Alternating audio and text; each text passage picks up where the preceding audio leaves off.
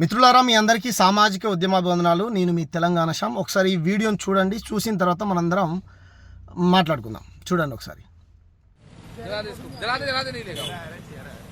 नीचे करो सकपाल मुर्दाबाद मुर्दाबाद मुर्दाबाद सकपाल मुर्दाबाद मुर्दाबाद मुर्दाबाद सकपाल मुर्दाबाद मुर्दाबाद मुर्दाबाद नमो पार्वती पताय हर हर महादेव।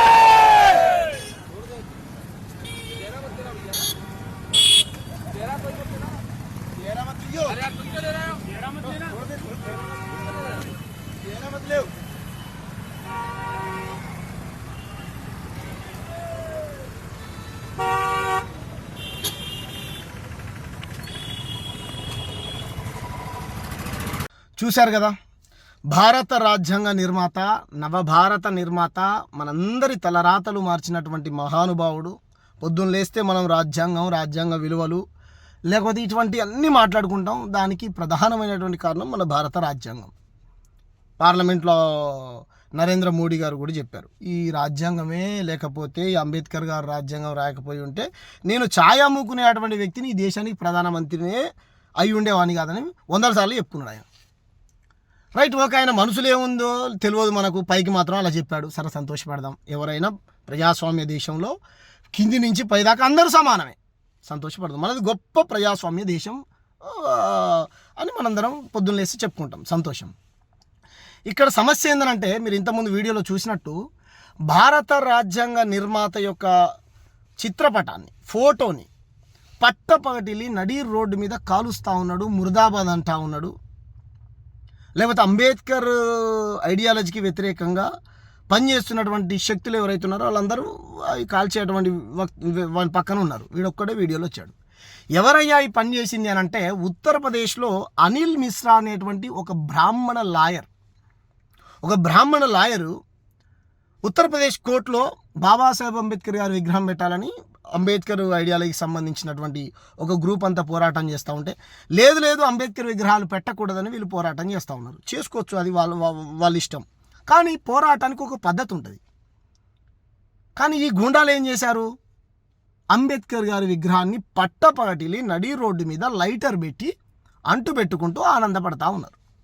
మరి ఇటువంటి భావజాలాన్ని పెంచి పోషిస్తూ ఉంటే ఈ దేశంలో ఇంతవరకు అంటే ప్రజాప్రతినిధులే కానీ, ఎమ్మెల్యేలే కానీ, ఎంపీలే కానీ, లేకపోతే అంబేద్కర్ గారి పుణ్యాన లేకపోతే రిజర్వ్డ్ సీట్లలో ఎంపీలైన వాళ్ళే కానీ, ఎమ్మెల్యేలైనా కానీ ఒక్కరు కూడా నోరు ఇప్పట్లేరు. ఇది చిన్న సమస్య కాదు. ఇంతకుముందు అంబేద్కర్ గారి విగ్రహాలు కూల్చలేదంటే కూల్చొచ్చు, కూల్చిరు కూడా, కూలుస్తూ ఉన్నారు. మనలాంటి వాళ్ళు పోయి పోలీస్ స్టేషన్లో కంప్లైంట్ ఇస్తూ ఉన్నాం, వాళ్ళని పట్టుకొస్తూ ఉన్నారు. అటు క్షమాపణ చెప్తుండు, మత స్థిమతం లేదు, ఆ స్థిమతం లేదు, ఈ స్థిమతం లేదంటే మనం వదిలేస్తా ఉన్నాం.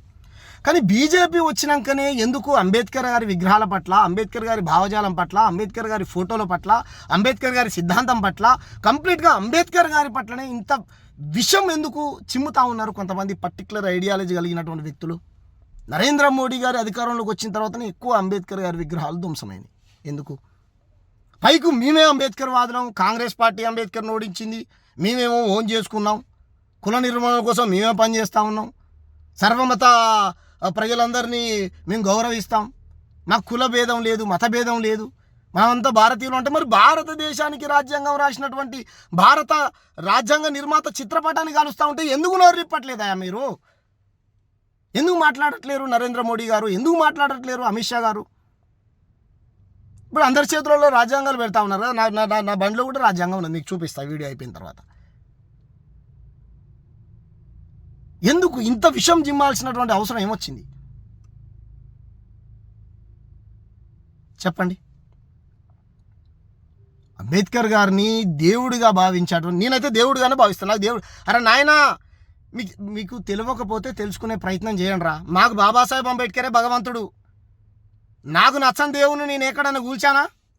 మాకు నచ్చినటువంటి దేవుళ్ళు కూడా ఉన్నారా? మమ్మల్ని 1000 సంవత్సరాలు అంటరాని వాళ్ళుగా ఊరవతల వెలివేస్తే కూడా అయ్యా బంచని ఇద్దర కాలు మొక్తానే అటువంటి బతుకులు బతికి కూడా మేము ఎవరి మీదకి తిరగబడలేదురా. ఎవరిని కొట్టలేదు, ఎవరిని చంపలేదు, ఎవడి విగ్రహాలు కూల్చలేదు, ఎవడి విగ్రహాలు కాల్చలేదు.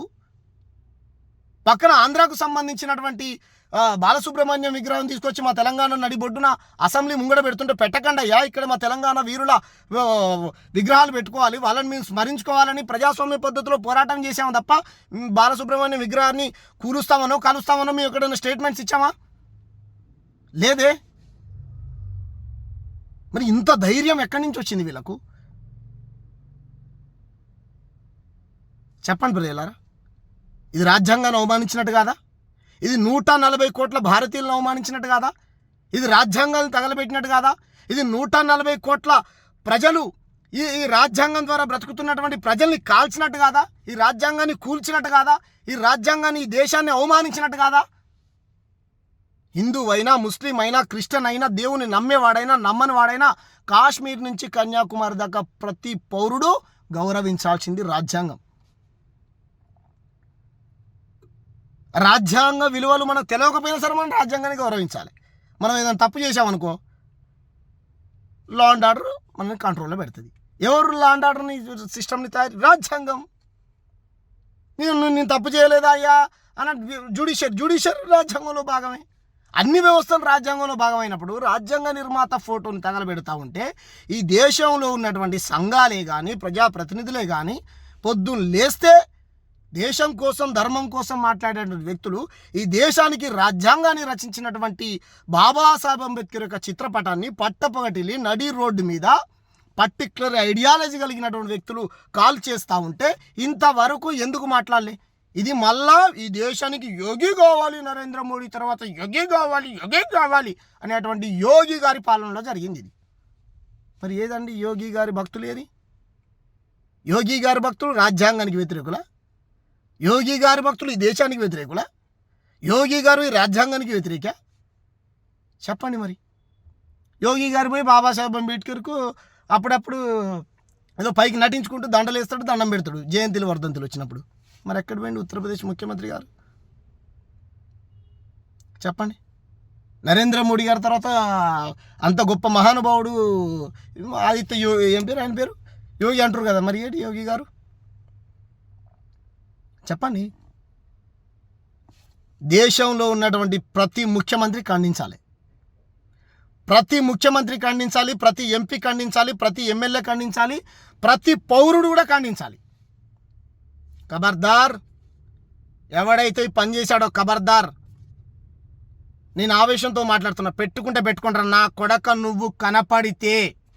నువ్వు గనక కనపడితే ఏ చేత్తోనైతే నువ్వు బాబాసాహెబ్ అంబేద్కర్ ఫోటోని తగలబెట్టావో ఆ చెయ్యిని ముక్కలు చేస్తారా? ముక్కలు చేస్తా. నీ చెయ్యి లేకుండా చేస్తా. ఖబర్దార్ కొడుకు అనుకుంటున్నావేమో నువ్వు. ఎవడనుకుంటున్నావురా? మాకు బువ్వ పెట్టినోడ్రా. మీ ఇండ్లకి రానిచ్చిండ్రా, మీ గుళ్ళకి రానిచ్చిండ్రా. ఎన్ని దాడులురా! ఎస్సీ ఎస్టీ అట్రాసిటీ చట్టం ఉన్నా మా పైన దాడులే. మా పిల్లలు ఇంకో పిల్లల్ని పెళ్లి చేసుకున్నా మా పైన దాడులే. మేము అందమైన బట్టలు వేసుకున్నా మా పైన దాడులే. మీసాలు పెంచుకున్నా మా పైన దాడులే. బండెక్కి తిరిగినా మా పైన దాడులే. కారులో తిరిగినా మా పైన దాడులే. అందమైన బిల్డింగ్ కట్టుకున్నా మా పైన దాడులే. ఎన్నని భరించాలరా మేము? 78 ఏళ్ళ భారతదేశ స్వతంత్రంలో రోజుకొక మా దళిత బిడ్డని, మా అక్కల్ని, మా చెల్లెల్ని చంపుతా ఉంటే కూడా చూస్తూ ఊరుకుంటున్నాం మరి దేశంలో మేము. కానీ ఎవరిపైన దాడులు చేయలే, ఎవరిని కొట్టలే, ఎవరిని తిట్టలే, ఎవరిని చంపలే, ఎవరిని బొమ్మలు తగలబెట్టలే, ఎవరిని విగ్రహాలు కూల్చేయలే. మేము ఇప్పుడిప్పుడే చదువుకొని మా వాళ్ళు ఈ సమాజాన్ని, భారత రాజ్యాంగాన్ని అర్థం చేసుకుంటున్నాం రా. మేము 1000 సంవత్సరాలు మాకు చదువు లేదురా, మాకు భగవంతుడే లేడురా, గుళ్ళకే రానియలేదురా మమ్మల్ని. రాక మా కోసం మహానుభావుడు పుట్టి మాకు హక్కులు కల్పించిండ్రా. అంబేద్కర్ గారిని తెలుసుకోవడానికే మా వాళ్ళకు పుట్టిన 18 ఏళ్ళకి తెలుస్తుందిరా. కాలేజ్, ఇంటర్మీడియట్, డిగ్రీకి వచ్చినాక అంబేద్కర్ గారు అంట అని తెలుసుకుంటుర్రా మా వాళ్ళు. అటువంటి స్థితిలో ఉన్నావురా మేము ఊరవతల. ఎందుకురా ఇంత విషం? అంబానీ ఆదానిలాగా మా దగ్గర ఏం కోట్లు, బంగళాలు, బిల్డింగులు, వజ్ర వైడూర్యాలు ఏం లేవురా. ఎన్ని శిక్షలు వేయాలి చెప్పండి రా మీరు? మాకేసి మమ్మల్ని ఇంత ఘనం ఎంత పీడించిర్రా మీరు మమ్మల్ని? ఎన్ని శిక్షలు వేయాలరా మీకు చెప్పండి. అరే నీకు నచ్చిన దేవుని నువ్వు మొక్కోరా, నీకు నచ్చిన దేవుని నువ్వు కొలుచుకో, నీకు నచ్చిన దేవుణ్ణి మొక్కో, అది నీకు రాజ్యాంగమే స్వేచ్ఛనిచ్చింది కదా. ఎవడన్నా వద్దన్నాడా? నీ భావజాలం ఏమైనా ఉంటే చెప్పు, ప్రజాస్వామ్య పద్ధతిలో చెప్పు, డిబేట్ చేయి, విమర్శించురా. ఎవడు వద్దన్నాడు? ఇక్కడ ఉన్నాడు కూడా ఒకటి బతుకున్నప్పుడు అంబేద్కర్ని తుపాకీతో కాల్చేస్తాడు. మేము అన్నవారా? పద్ధతి ప్రకారం పోరాటం చేసే పద్ధతిని మార్చుకో అని చెప్పాము తప్ప రోజుకు ఒక దాడి, ఎక్కడ పడితే అక్కడ అంబేద్కర్ విగ్రహాలు కూల్చేయడం, కాల్చేయడం ఇదే.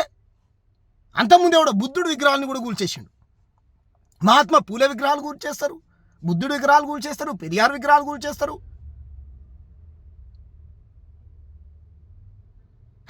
ఏందిరా మీరు అసలు ఎవరి అండదండలు చూసుకోండిరా మీరు.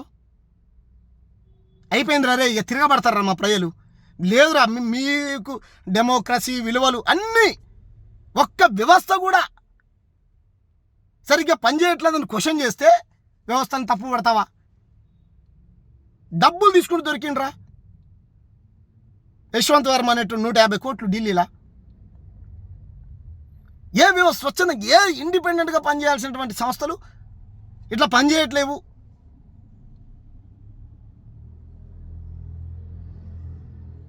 ఏం చేయాలి చెప్పండి రా మిమ్మల్ని? అరే తిట్టాలంటే కొత్త భూతమడి కనిపెట్టాలరా. రగిలిపోతుంది. ఇప్పుడు యాడికి పోయారా? ఇప్పుడు వాడు ఎవడో మాట్లాడతాడు, వాడు ఉస్మానియా యూనివర్సిటీ నుంచి.